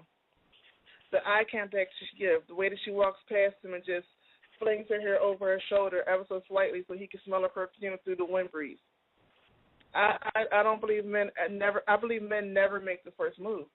But what happens is men, because of whatever reason, misinterpret a woman's actions and sometimes take that as a green light when it's way past a red light. It says stop, do not pass go, do not collect $20, stay the hell away from me. You will not only go to jail, you will probably get punched if you come within 3 feet. I think men misinterpret sometimes on women's actions. Now, sometimes I will say that's the woman's fault because the woman will flirt just to get a free drink. But at the same time, I don't believe any man ever makes the first. I just don't believe any man ever makes the first flirtation or the first move. Because before he makes the first move, he waits until, at least in my experience, he'll wait until that woman looks his way and makes eye contact. And then he goes from the way that she makes eye contact from him. if she walks by him, even though she may never make eye contact, he looks at her body movement. Is she swinging her hips just a little bit extra? Is she flinging her hair? The way that she sits down? Did she drop something so she could pick it up in front of him so he could see the full behind while it's bent over? You know, I don't believe a man ever truly makes the first move. I think women send signals. Well, I'm not going to say I think. In my experience, women send signals first, and men react to that. But the problem we have today is that men are being taught to misread women's signals. Men are taught to read more into certain things that are not that deep. And because maybe one or two, you know, are sending mixed signals, they're misjudging the whole. 30 minutes to call in, y'all. 347-202-0388, and we're not going into overtime. I swear you read these articles. We're not going into overtime. I did articles. I only read the one in my computer froze. I told you that. You told me that, but that's why I was like, I swear you read them because you mentioned flirting. Okay, this is the final thing that the men feel is a double standard, and that's the flirting game women play with men. What men hate the most is the double standard that applies when women look at men and the whole issue of flirting. If women get caught looking at men, they are likely to say, I'm not looking at anything. What are you accusing me of anyway? Or I'm just looking at what he is wearing. It would look good on you. But in reality, they are looking. Women don't just look. They stare, dream, and imagine so vividly that it would put any male fantasy to shame. Women still get away with it, and men don't. Okay. The problem with that is that men assume, and I know I'm putting myself out there in the firing range tonight because Shani's not saying much, but the problem is that how can I? I'm want you to answer this one. I want you to answer this one. But the problem is that when a female's looking at a man, he assumes that she's undressing him the way he's undressing her. Again, like I said before, misreading her signal. Where she may be thinking that, you know what, that suit may look good on my man. Or that suit is just, it looks horrible on him, but it's a good cut. It's a good scene. Who made that suit? But it just looks jacked up on him. You know, they misread her facial expression. And a lot of times a woman will smile just so you don't come over to her. She'll smile in sympathy like that because she realized she was there too long and she wasn't thinking what she thought she was thinking. So she smiles in sympathy, hoping that you'll leave her the hell alone. You know, it's women are very creative, and all the times her creativity is not about sex or about you or things. And a lot of times when we're looking at you, we're talking to our girlfriends without our lips or teeth moving, saying, look at this dumb behind. He looks like the knight in his neon yellow suit. What the hell is wrong with him? Our lips and teeth ain't moving, but we are talking mad trash while we're staring at you. Okay?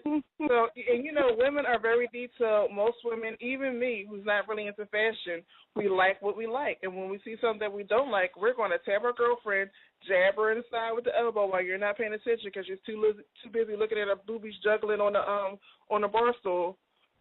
Like, because we're tapping somebody, and we're sitting there talking trash, like, look at this fool. And then the other girlfriend takes a quick look up and down, and she gives a cute little smile just so you don't get offended, and she turns to her girlfriend sideways and goes, ooh, girl, yeah, that fool look a mess. And then he takes that as a cue to walk over and say something. When neither one of them gave the direct eye contact, they gave that fake smile where there's just all teeth, barely any lips, and that eye that just looks like they're in pain. I really think more men should learn facial expressions of what they truly mean as opposed to, a smile means her panties are wet. You know, I think that's I'm totally honest. I think that's one of the issues that we have when dealing with females. You know, it's just they just automatically, because they're taught the wrong way, they just automatically assume, she like me, blah, blah. Let me go talk to her. And then he comes talk to her and kick the same line that the last 6 dudes and the last returning outfits been kicking to her, not only that night, but 2 nights before. And then she's pissed off because she bought a new dress, got a new hairstyle, and all this. And you come in the same suit you wore 2 days ago. Try to talk to her. And I'm just thinking, there's plenty of mixed signals for women. Yes, I will say that. There's plenty of mixed signals for women, which is why I will always promote communication. But I'm a female, so I'm not going to talk about least tonight, the mixed signals that maybe we can do a part 2 and I can talk about the mixed signals that women send. But a part of it is a little big behind smile to accentuate your crow's feet in your eyes and really like you're in pain or about to have an asthma attack. And then misinterpret that as a sexy smile and come here, come get me, you know. And then one thing we don't talk about is that a lot of women today are scared to say no if a man offers to buy her a drink. But at the same time, they're also scared to say yes because if you say yes, he assumes he's hitting that, even though it's a $5 drink. But if you say no, he may punch you in the face because all of a sudden you stuck up. Depending on the economic bracket of bars and clubs you hang in, there is that fear for a lot of women. Yeah, you know, I had times where I just went out by myself, and even though I'm in a good neighborhood, it's a new like, yo, man. I'm like, hi, how you doing? All right. And I was trying to hurry up and get the hell away from him because I ain't trying to be in that environment. And his face just looked like, if I don't get that number, I'm a killer. You know what I mean? Right. That's another thing we don't speak about either. Like how is a woman supposed to react when she wants to be respected, but every man is taught to disrespect her? And if she ignores that, considered a hoe, a whore, stuck up and all that, and called it being or he wants to kill her.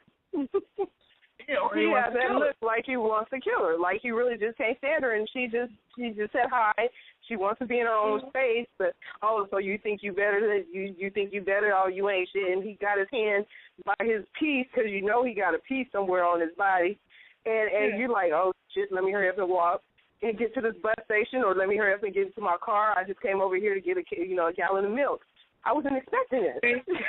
The X-Music also tells that it's always that one crazy dude, and the friends sit there as soon as they go off, they shake their head, but they know they better back them up. You can see in their face as soon as they shake their head, and then all of a sudden they jump off the little wall they was leaning on, back their friends up like, yeah, bitch, or yeah, whatever they want to call her. And you're saying like, oh my God, let me hurry up and go to Walmart and buy me a wig, and hopefully they don't notice me when I come back out and buy outfits like this is my outfit. And wear some crazy makeup so they don't know what to look like when I come back up. Hopefully they don't recognize my butt. And if you're with your children, you know, and if you're with your children, that's a whole other story. Then you're trying to throw your children in the car, throw a blanket over them, and run to your car. Like I'm just saying, you know, there's a lot as far as double standards that women go. Even though there's a lot that men go through, there's also a little bit more, I think, that women go through, especially in certain economic neighborhoods, as far as men and how they're supposed to react to them.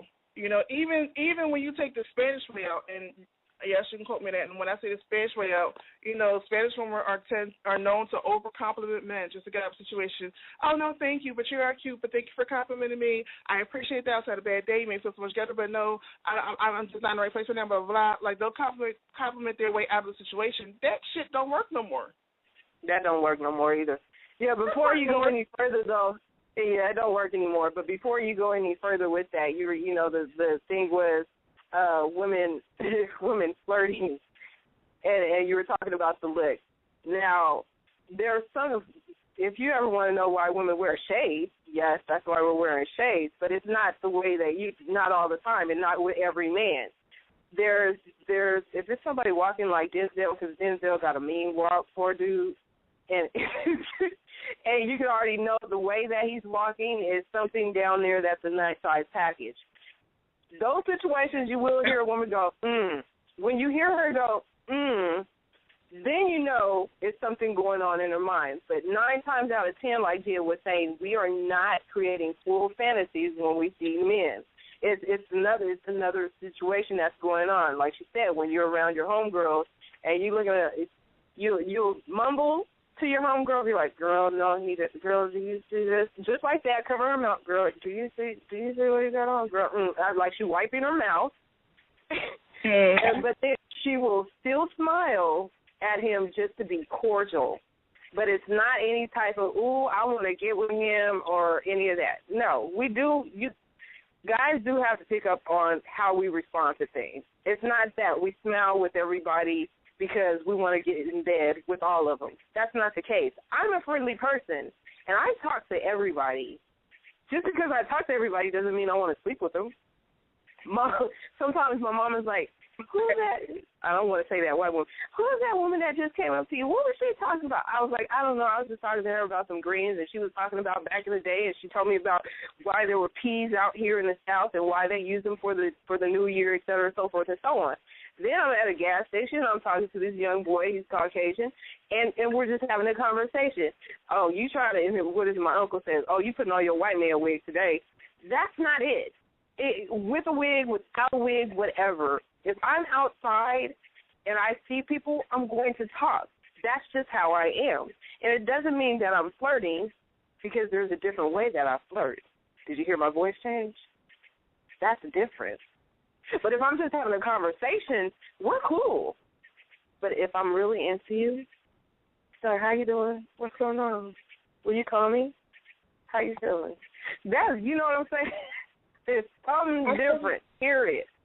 But when we're with our girls, most times when we're with our homegirls, we're clowning.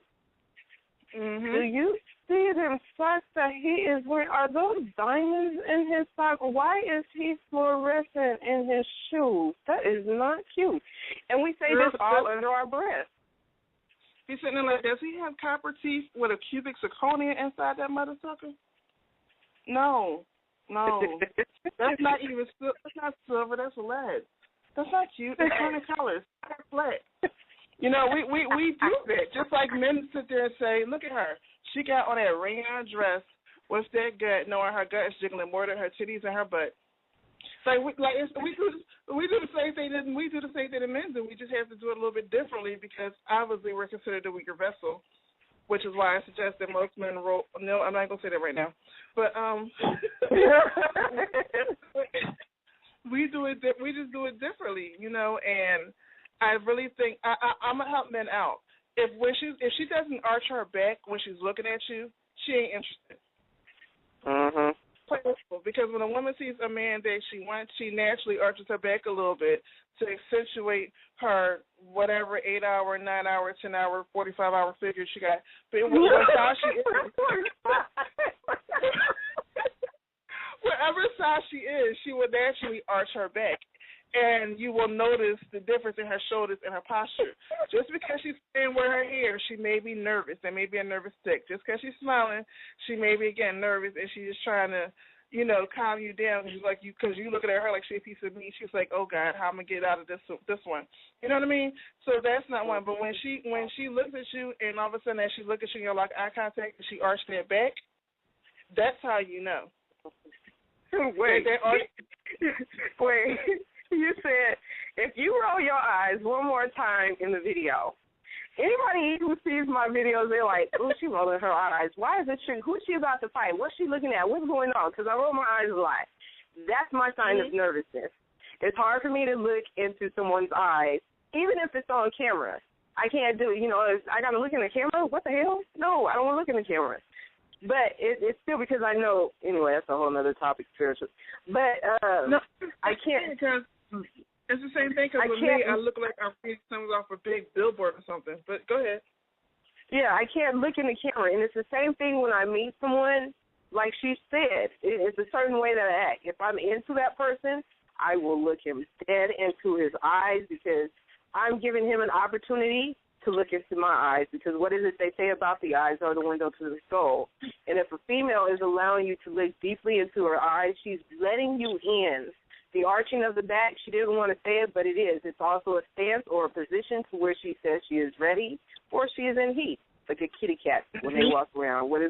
They have their back arched and their tail up and they're ready. It's the same thing. It's the same exact thing. So, and our voices change. You know, some females have that little baby voice when they're talking, you know, the finger in their mouth or something. They have that little... Did you hear my kitty? Never trust Did you hear my kitty, though? He just said, meow. I'm just saying, never trust the baby voice, because that baby voice means buy me drinks and leave me the hell alone. Never trust the baby voice. Hey, don't knock my stuff. Don't tell him everything, girl. Shut up. See, kitty. And then the kitty, she's right here, too. We said kitty arch in the back. I'm saying, if even though me and my deep voice that sounds borderline transsexual, even with my voice, if I put on a baby voice, I'm just saying, if I put on the baby voice when I'm talking to a dude and he finds that sex, I have an issue with it. Why is my baby voice if I'm talking like this and going, yeah, and this is that, and it reminds me of a freaking annoying 5-year-old. Why the hell do you find that sexy? Like I don't. I just that's my own personal issue. So, but I know a lot of women who put on the baby voice and they do it for a reason. Don't trust a female with the baby voice. She's probably smarter than you, first of all. So she did put on the baby voice. She did put on the baby voice to get you. In order to say bye bye and we and I got to go tinkle and all this other shit that nobody over 5 years old, well actually over 2.5 should be saying. Hey, I should say potty. You better leave me alone with that one. That's only because I did a lot of babysitting. So, when I'm around, you got to go potty? Oh, shoot, I got to go potty. It's the same thing. It's stuck in my head. Shut up. Shani, don't trust anybody who talks to you in a damn baby voice.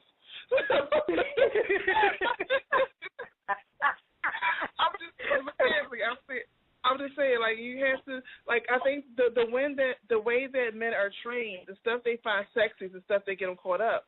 And next thing you know, they got a baby mama, and all of a sudden she goes from the baby to go, motherfucker, give me your paycheck. Like, it goes from the cute little baby voice to Terminator, and you're trying to figure out what happened. What happened was you was WFL because you wouldn't believe these lies. 5-year-olds have temper tantrums. They go from sweet to demon in like 5 seconds. You know what I mean? And then back again. If a woman's taking that same voice, she has to think about her mindset. Like it just. Let's have her pull out the deep voice, too. She pulled out the Candyman voice from Cabrini Green. Like you have to just think about it, though. That's all I'm saying. Think about it. When someone tells you think about when someone tells you something, just put yourself in that situation. And a lot of times you was already in that situation, just didn't realize that was the situation before. And think about the practicality of it. Then think about it, that cute little baby voice. Okay, keyword baby voice. Now, while that voice may seem sexy and sexual in the bedroom, when you're around your friends who have these doctrines and, they have all these PhDs and all these other alphabets behind them, do you really want your girlfriend saying, oh, I gotta go tinkle? Think about that. Or do you want a female to say, or do you want a female to say, excuse me, I need to use the ladies' room. I'll be back. Or just excuse me, I need to go powder my nose. Which one would you rather have? That would be the one that said it on person.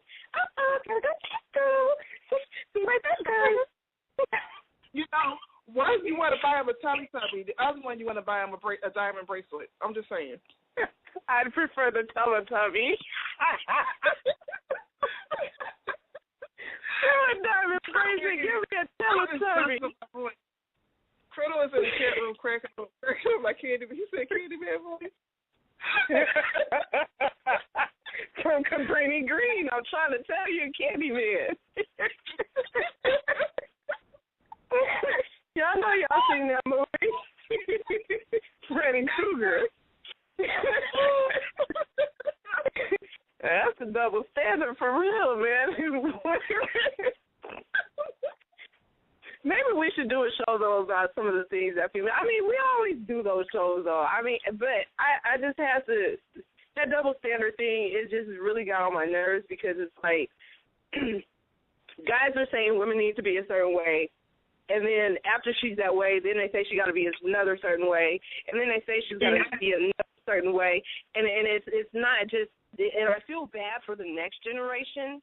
I'm talking about the 20-year-olds who are now like 25 and stuff like that because they're so freaking confused. You should see the inboxes that I'm getting, and it's like they don't know which way to turn. They don't even know who they are. They're losing themselves in the guy, and I'm guilty of that. I used to do that too. I lost myself in the guy, and I didn't know who I was, and it takes so long to get to the point to realize who you are. You know, it's some girls now who are committing suicide and stuff because, you know, they feel they're too fat. They're having surgery at the ages of 16 and 14 and 15. They're having breast augmentations at 14 and 15. They're getting lipo at 16. And oh, God. And I wish that sometimes these men would see that there's a generation of girls who are just lost. They're lost right now, and they don't know where to seek for help. And we're not, Lord, what the hell is calling on me? We're not saying anything from a feminist perspective. We're just saying that in order for this battle to be won, both men and women have to be won. O-N-E. In order for the battle to be won, W-O-N, both men and women have to be one, O-N-E, in order to help this next generation who's struggling right now. Even our older women who are struggling right now, and our older men who are struggling right now, because they're seeing things in a different way than what we're seeing it. And they don't know which way to turn. And when they hear their elders, because, believe it or not, somebody who's 24 years old listening to somebody who's 40 or 50 or 60, those are their elders. They're hearing their elders chastise them, about being fat and being ugly, or wearing different color contacts or different hairs. I don't know what you're chewing on, girl, but it sounds good. Wearing different colors. Wow. Okay. Having different color hair, whatever it is, we're those young girls who don't have father figures, who are listening to men, and they're putting themselves in a father figure position. I mean, from all these BTR channels, you really have to take in consideration that who are the people that are listening to you. Just because you don't see their face, just because you don't see that they're calling in, or any of that, you're still responsible for them. The words that we speak are still affecting people. This platform is a beautiful platform. BTR is a very beautiful platform. But when placed in the wrong person's hand, who is not self-sufficient, who is unstable, you have situations that happen in Santa Barbara. You have the young girl who was the blogger, the young black blogger who killed herself. 20-something years old. You have another young girl who killed herself because she didn't feel like, and she's hearing all this other, all these girls are hearing all this other stuff, and they don't know where to turn. Social media is a tool. The internet is a tool. Everybody has a cell phone. Everybody wants to know what's going on. Everybody is nosy. But what they're taking in, be that voice that says, hey, if you want to go out there and sleep, these are the consequences that are going to happen if you go out there. I'm just warning you. I'm just letting you know. If you go out there and you sleep around, other things might happen. If you are chunky, if you are fat, whatever, here is a program that I could use that worked for me that could be used for you as well. Matter of fact, don't even call it diet. Call it gaining a healthier lifestyle. I say that for a reason, because diet, your brain, as Diyah was saying in the beginning of the show, that foundation of the root word, die, is telling yourself subconsciously that I have to kill myself in order to look good. So when you kill yourself, you got to replace that killing with something positive. What do? If you're an eater, you're going to eat more. So I'm gaining, because gaining is the word. I'm gaining a healthier lifestyle. I'm building more with who I am. Don't just tell this girl that, oh, you fat, you ain't no good, you worthless, you ain't shit, you this, that, and the other. Here, sister, let me help you. Here is a program that will work for you. That young boy who was on Vine, everybody laughed at him because, he's a little boy. I can't remember where he's from, but he's always dancing, and everybody's like, ha, ha, ha, he's funny. Look at that little fat kid, he's funny. One man who was a personal trainer took one man out of a year to say, you know what, little bro, let me help you out. I'm not even going to laugh at you. Let me help you out so that you can, be healthier, and people won't just make fun of you. We have the ability to do it, people. We just got to stop being selfish for the wrong reasons, chastising everybody and laughing at them because we think it's cute, really because we're laughing because we're covering up our own pain and our own ugliness and not dealing with the truth that we have issues with.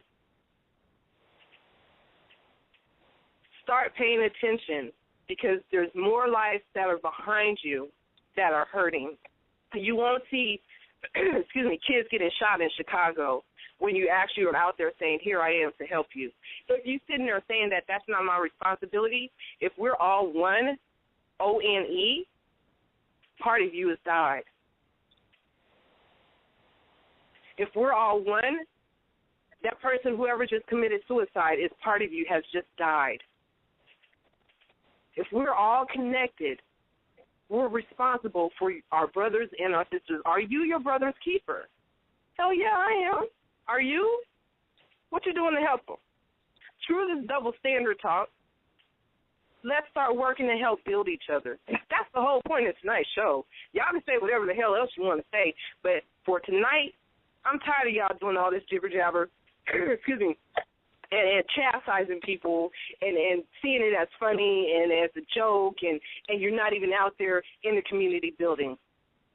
Instead, you're tearing the community down and ain't even went to it. You'd rather look at it on the internet and cuss it out. Try the test. And I want you to really try this test. Put some rice in 3 containers. Put happy thoughts in one jar. Put some rice in the jar, each jar. Talk to that one jar. I love you. You're beautiful. Give it positive affirmations. Second jar, don't say nothing to it at all. Third jar, cuss it out. Tell it it's ugly. Tell it it's fat. Tell it it's greasy. It's no good. You're a piece of shit. Tell it all of that. Want to know which one comes out the ugliest? The one you cussed out. Just imagine with the power that you have behind your computer screen is the same thing that happens across the world. That happens 5,000 miles away from you. The computer screen is the jar. Your words are cussing at that jar. Y'all got to do better. I'm tired. I know you're tired. I'm tired. There's got to be more in this world than sitting here hurting everybody and my cat sitting at my foot crying because she's hungry. Got to be more than that. Go ahead, Diyah. Let me get her some cat food. You know what? Because, I like to flip it and do it from the inside out. And I understand that everybody's not that strong to do it. But at the same time, at times you have to find the strength in yourself because there's going to be nobody there to give you the strength.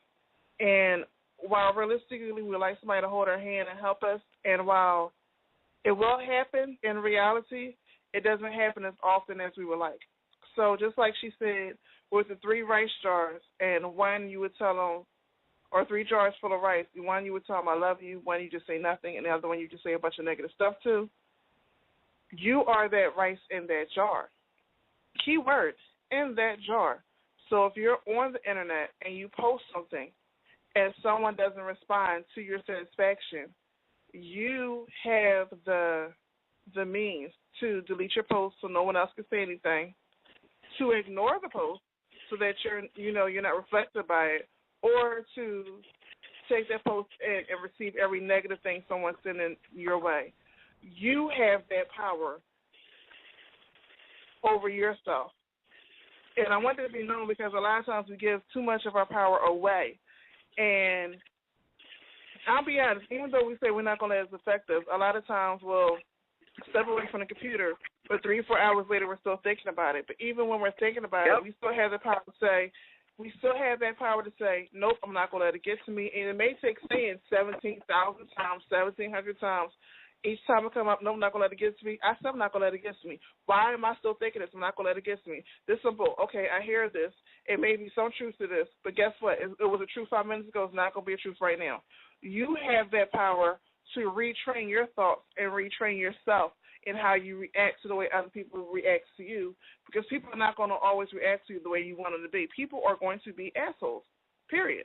I'm an asshole to an extent. Shani's an asshole to an extent, but whether negative or positive depends on other people, honestly. And, yes, that's an excuse, but, yeah, I use that excuse all the time because whether negative or positive depends on how I react. But at the same time, you have that option to react to how I react, to react to how Shani had to react to the world react. You are, again, like she says, the glass jar is the internet. You have the power to shut that off. You have the power to shut that in post. You have the power not to post up something, i.e. personal pictures saying, you know, you sexy and you know it, knowing darn well half the people on your page look at European society as sexy and you're more of an African standard or a sumo wrestler standard of sexy, and you know what people are going to say. You have the power to select who can see your stuff, who cannot, to an extent, and you have the power how to react to it. So never take your own power away from yourself. With that, I'm going to keep it real short. Just remember, you all, no matter what happens, you have the own power over your own mind. And, yes, it takes work. Yes, it takes effort. No, it's not going to happen overnight. But you have the power over your own mind, over your own thoughts, no matter what happens. You have that power to go within and say, no matter what it looks like on the outside, this is what I want it to be, and I'm going to keep working until it's that. We have 2 minutes left, so I'm going to shut it down. You can always get in contact with me with Oreo Oasis. That's ORIS. She just going to shut it down like that. Look at this. What the hell? We said we're not going to overtime, so we shut it down, damn it.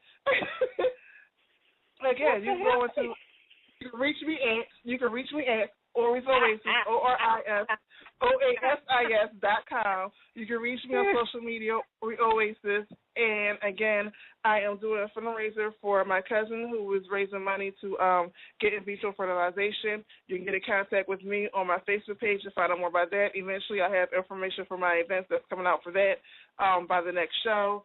So, other than that, Shani, how can I get in contact with you? Look at her. She's still going. No, 1 minute, y'all. We got 1 minute. I'm going to sit here and say nothing. Just playing. Okay, so basically, the whole point is people know where you are, and what she said is true too. You do have the power to shut it off, but I'm talking for the people who do have another source of power as well. Know your ability. And know who you are affecting, because you are affecting someone. What will your legacy be? If you're only concerned about your personal legacy within your household, then do stuff just for your household, and don't bring it or drag anybody else into it, because you're damning a nation more than healing it.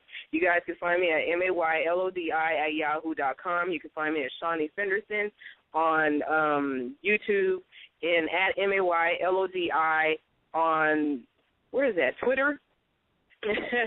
And guess what? ShaniFenderson.com is about to be out and popping, baby. Yeah.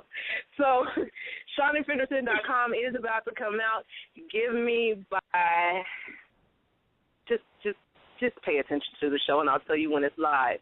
But there will be topics on, of course, women issues and actually business, a lot of stuff on business as well. I got my consultant. He in here. I see you, boo. You ain't said nothing, but we see you. And we got, of course, Bebe down there in Florida chilling. We got T. Criddle. Got to give shout-outs to all you guys, because you guys are faithful listeners, and we do appreciate it. Criddle down there in D-Town's finest. If you guys want to listen to what we got to say next, just follow us on our channels on on YouTube, and follow the Gumbo Cafe on Facebook. We are out of here. Love you lots, guys. Much respect. Know where you stand in life.